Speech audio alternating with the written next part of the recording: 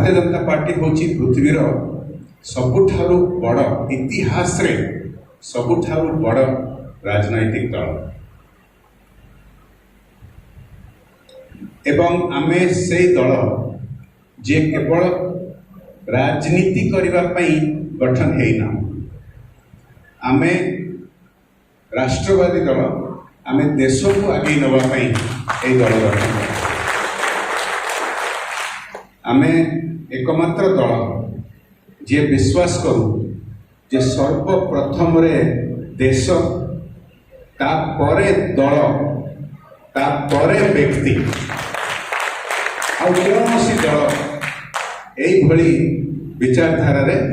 विश्वास करती नहीं। आमर बल होची आम संगठन एवं आमर 18 कोटी कार्यकर्ता भाई भणी बहु देश अच्छी जहाँकर आबादी 18 कोटी नुह आम बेसी बड़ एवं आमे से दल जे केवल निर्वाचन बेले आसिकी पहुंची जाती लोक पाख सी नुह अन्य दल माने अधिकांश प्राय निर्वाचन बेले देखा मिलती आमे हूँ से दल जे वर्ष सारा मास सारा प्रति सप्ताह किछि ना किछि अभियान रे आमे लगी था जनता पाखे पहुँचू जनता सेवा करू समाजर सेवा करू